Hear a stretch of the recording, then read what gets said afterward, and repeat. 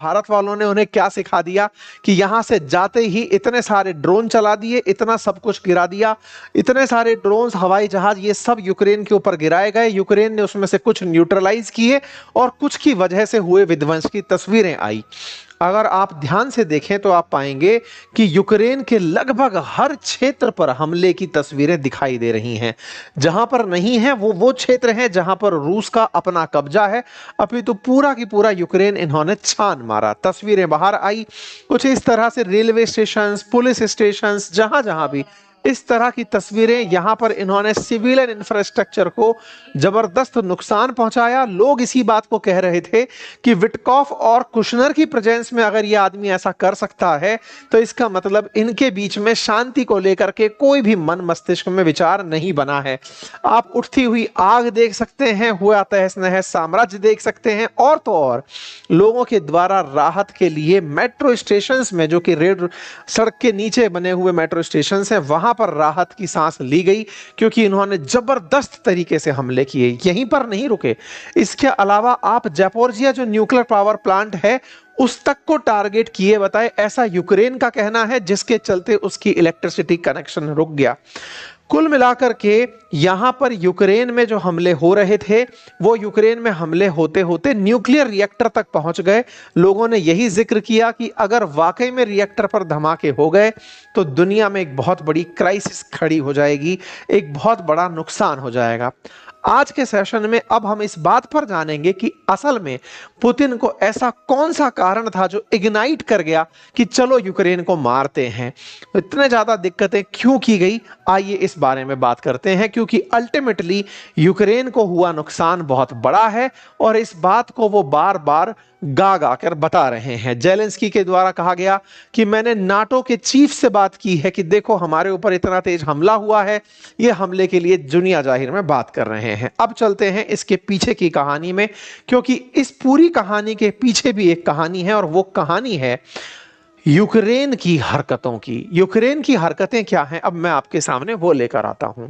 असल में हुआ क्या, जब 4 और 5 तारीख को रूसी राष्ट्रपति भारत की यात्रा पर थे और वो अपने साथ में लगभग सारा की सारा स्टाफ लेकर आए थे। उनके साथ में उनके वित्त मंत्री भी थे, तो उनके साथ में वाणिज्य मंत्री भी थे। तमाम जो उनके प्रमुख लोग हैं वो भारत की यात्रा पर थे। एक तरह से समझिए रूसी कैबिनेट यात्रा पर चल रही थी भारत के समकक्षों के साथ बातचीत करने के लिए। आप यहां पर बिजी थे। इधर पीछे से यूक्रेन ने अपनी तरफ से रूस में हमला कर दिया। रूस पर हुआ हमला 5 दिसंबर को कीव इंडिपेंडेंट में आया भी कि यूक्रेन ने कंफर्म किया कि उसने ड्रोन स्ट्राइक की है सी पोर्ट पर और ऑयल रिफाइनरीज के अंदर रशिया में। आप ये तस्वीरें देखें, आप मीडिया का प्रबंधन ही कहिए इस बात को कि उस पूरे समय पर जब रूसी राष्ट्रपति यहां थे ये सुर्खी नहीं बनी कि इधर पुतिन यहां पर हैं और पीछे से यूक्रेन ने हमला कर दिया है। लेकिन यूक्रेन ने उस समय एक गुस्ताखी जो की वो ये थी कि जब पता था कि ये लोग पीछे से नहीं हैं और उसने रूस पर हमले कर दिए। रूस पर जो हमले हुए उनमें से ये हमले सरजान, रेजान, ये जो प्रमुख क्षेत्र हैं रूस के जहां पर ऑयल रिफाइनरीज काम कर रही हैं वहां पर हमले किए गए थे। बस इसी जगह पर जो हमले हो रहे थे, जिसमें से सिरजान जो जगह है, सिजरान करके जो ऑयल रिफाइनरी है वो रोजनेफ्ट के अधीन आती है। इन्होंने जहां पर हमले किए वो जगह बहुत ज्यादा रूस के लिए मायने रखती है। आप रूस पर हुए हमलों की तस्वीरें अगर देखेंगे तो आप अंदाजा लगा सकते हैं कि यूक्रेन ने वाकई में पीठ में छुरा घोंपने जैसी हरकत की थी। जब ये पता हो कि सारे के सारे बड़े लोग निकल करके गए हुए हैं, इन्होंने पीछे से जो हमले किए उसकी तस्वीरें आप देखें, आप उठती हुई आग की ज्वाला देखें। सब जानते हैं कि असल में रूस की ताकत है उसकी रिफाइनरीज, और उनमें भी रोजनेफ्ट सबसे प्रमुख रिफाइनरीज में से है। उसके ठिकानों पर इन्होंने हमले किए। आग की तेज लपटें उठी। यूक्रेन के द्वारा इस तरह की जो हरकत की गई थी, इस पर रूस की तरफ से उस समय कोई प्रतिक्रिया नहीं दी गई।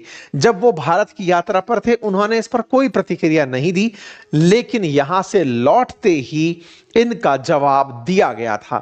यूक्रेनियन ड्रोन्स की स्ट्राइक सेम उसी जगह पर हुई थी जहां अगस्त में भी इनके द्वारा हमला हुआ था। इंटरेस्टिंग बात समझिएगा, जहां एक और भारत में जब पुतिन थे उस समय यूक्रेनियंस भारत में पुतिन की यात्रा को भला बुरा कह रहे थे, सेम टाइम पर यूक्रेन रूस में ड्रोन हमले कर रहा था और उन्हें एक्सेप्ट भी कर रहा था कि हां ये हम कर रहे हैं। पुतिन ने हालांकि अपने किसी भी संबोधन में इस बात को जिक्र में नहीं लाया कि हमारे ऊपर हमला हुआ है, रूस के ऊपर ड्रोन दागे जा रहे हैं, ये यहां से पहुंचते हैं सेम टाइम पर जाकर के वहां पर सामान फेंकते हैं, 700 मिसाइल और ड्रोन से हमला कर देते हैं यूक्रेन के ऊपर। और ये इस बात को भारतीय मीडिया को कह चुके थे कि यूक्रेन को खुद की सुरक्षा का अधिकार है, हमें उससे कोई आपत्ति नहीं है। आपत्ति है तो केवल इस बात से कि यूक्रेन में नाटो ना हो, नाटो के साथ मिलकर अगर वो करेंगे तो हम उन पर हमला करने की स्थिति में होंगे।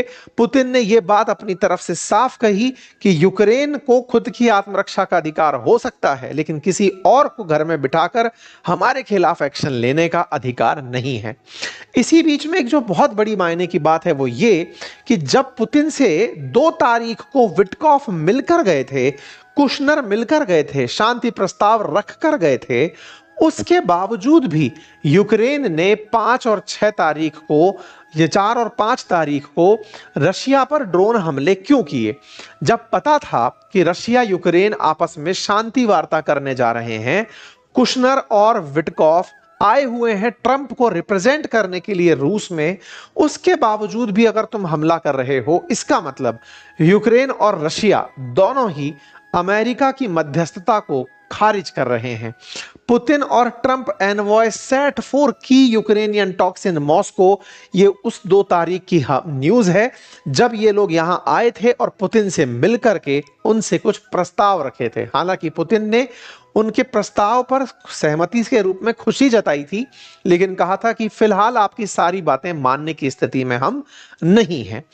फिलहाल यूक्रेन की 20% जमीन पर रूस का कब्जा है और रूस इस बात को लेकर के बहुत ज्यादा एडमंट है कि वो लोहांस्क और डोनास्क वाला जो क्षेत्र है उसे रिटर्न नहीं करेगा, उन्हें वो नहीं छोड़ेगा। ऐसा कहते हुए उसने रूसी जो प्रतिनिधिमंडल, जो अमेरिकी प्रतिनिधिमंडल आया था, उसे किनारे भेज दिया। एक और तथ्य मैं आपको यहां पर बताना चाहूंगा, जिस समय पर अब फिर से सवाल बनता है कि भाई जब विटकॉफ और वो आए हुए थे पुतिन के पास मिलने के लिए, पुतिन उन दिनों क्या कर रहे थे? देखिए, शांत इनमें से कोई नहीं बैठता। पुतिन भी उन दिनों यूक्रेन के अंदर और तेजी से घुसते चले जा रहे थे। मतलब ये समझिए कि यूक्रेन पर भी उकसावे की कार्रवाई पुतिन कर रहे थे। वो कैसे? देखो, आप ऑलरेडी इस देश के 20% हिस्से पर कब्जा कर चुके हो और कब्जा करने के बाद में आप रुक नहीं रहे हो। पुतिन ने हाल ही, मतलब रूस की तरफ से एक वीडियो जारी हुआ, डिफेंस मिनिस्ट्री की तरफ से। इस मिनिस्ट्री की तरफ से जारी वीडियो में साफ दिख रहा है कि ये पोक्रोस्क करके एक यूक्रेनियन सिटी है जिसमें यूक्रेन के अंदर जाते हुए दिख रहे हैं रूसी सैनिक। मतलब रूसी सैनिकों ने एक क्षेत्र में और बढ़त बना ली है। मतलब ऑलरेडी डोनास्क रीजन में थे, अब वो पोक्रोस्क रीजन तक पहुंच गए हैं। अर्थात यूक्रेन की सेना अब रूसियों को रोक नहीं पा रही है। और यह खबर निकल कर आती है 2 तारीख के दिन, जब विटकॉफ आकर के ट्रंप, पुतिन के सामने बैठे हुए थे, ट्रंप के रिप्रेजेंटेटिव। इसका मतलब ये लगातार आगे बढ़े जा रहे हैं बिना किसी को फर्क डाले हुए। तो भाई यूक्रेन ने फिर इसकी प्रतिक्रिया में तब हमला किया जब यूक्रेन के, मतलब रूसी राष्ट्रपति रूस में नहीं थे। तो कुल मिलाकर के दोनों एक दूसरे के खिलाफ शक्ति संतुलन बिठाए हुए हैं कि हम तुम पर करेंगे हमला, तुम हम पर करोगे।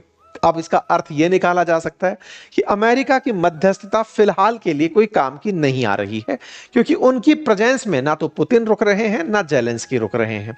और एक इंटरेस्टिंग बात बताता हूं, जिस समय ये ड्रोन हमले हो रहे थे उसी समय पर जेलेंस्की विटकॉफ और कुशनर के साथ मियामी में बातचीत कर रहे थे। मतलब क्या है कि वो दोनों जो आए हुए व्यक्ति हैं वो दोनों से बातचीत कर रहे हैं कि तुम दोनों की शर्तें बताओ, हम टेबल पर लेकर के रखते हैं, ट्रंप से हमारा सीधा एक्सेस है, हम वहां जाके बात रखेंगे। पुतिन ने अपनी तरफ से एक और चीज करी कंफर्म, और वो ये कि अगर, मतलब यूरोप को हमसे डर लगता है कि हम वॉर करेंगे, ऐसा नहीं है, लेकिन अगर उन्हें यह लगता है कि हम उनसे डरते हैं तो हम वॉर के लिए एनी टाइम तैयार हैं। मतलब all of sudden wants to start a war, if it does start a war तब बहुत तेजी से हम हमला करने की स्थिति में होंगे। तो ये बात निकल करके बता दी गई। अब यूरोप की क्या कहानी है वो जान लो। देखो जेलेंस्की को साफ पता है कि ट्रंप तो मेरे साथ धोखा कर सकते हैं और वो कर भी चुके हैं, आप और हमने कई बार उसका जिक्र किया है। यूरोप जेलेंस्की के साथ जुड़कर चल रहा है। आप पूछेंगे ऐसा क्यों?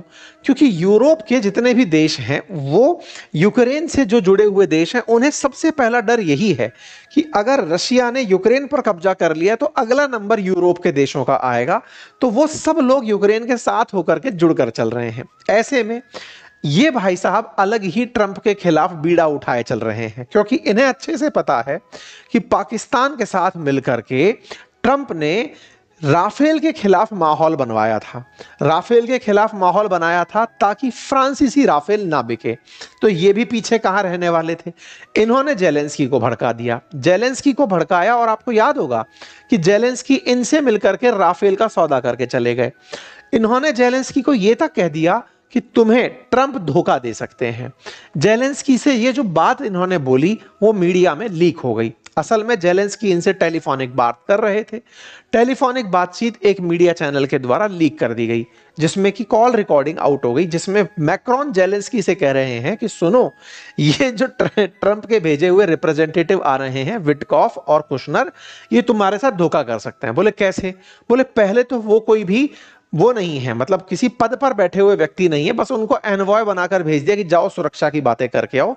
दामाद जी हैं तो उनको भेज दिया गया। दूसरा, सुरक्षा की गारंटी के नाम पर तुम्हें कुछ नहीं दिया जा रहा है कि रूस को रोक दिया जाएगा तो फिर तुम्हारे ऊपर हमले नहीं होंगे, ताकि अगर कोई हमले करने भी आए तो तुम उससे बदला ले लो। ऐसा भी कुछ नहीं किया गया है। तो ऐसे में बोले तुम्हारे ऊपर बहुत ज्यादा नुकसान हो सकता है, तुम ये बात मानकर चलो। तो कुल मिलाकर के मैक्रोन ने यूक्रेन को जैसे ही धमका भड़काया, उससे यह पता चल गया कि मैक्रोन ट्रंप से कितनी नफरत कर रहे हैं। आपको जानकर आश्चर्य होगा कि ट्रंप से इनके झगड़े तो पहले भी पब्लिक हुए हैं, लेकिन इन्होंने हाल ही में एक और काम कर दिया। जिस समय पुतिन यहां आए हुए थे, मैक्रोन चाइना गए हुए थे। आपको मालूम होगा कि रूस के बाद, अमेरिका के बाद दूसरी बड़ी पावर जो इस समय बनकर आर्थिक रूप से बैठी है वो चाइना है। फ्रांसीसी राष्ट्रपति शी जिनपिंग से मिलते हैं और कहते हैं कि रशिया यूक्रेन के बीच में शांति आप ही स्थापित करवा दीजिए। मतलब मैक्रोन ने ट्रंप के स्थान पर शी जिनपिंग को प्रमोट किया। यह बात तो चिढ़ने वाली थी ट्रंप के लिए कि यार ये क्या हो रहा है, और ये हो भी क्यों ना। असल मायने में अमेरिका अभी उगा है शक्ति के रूप में।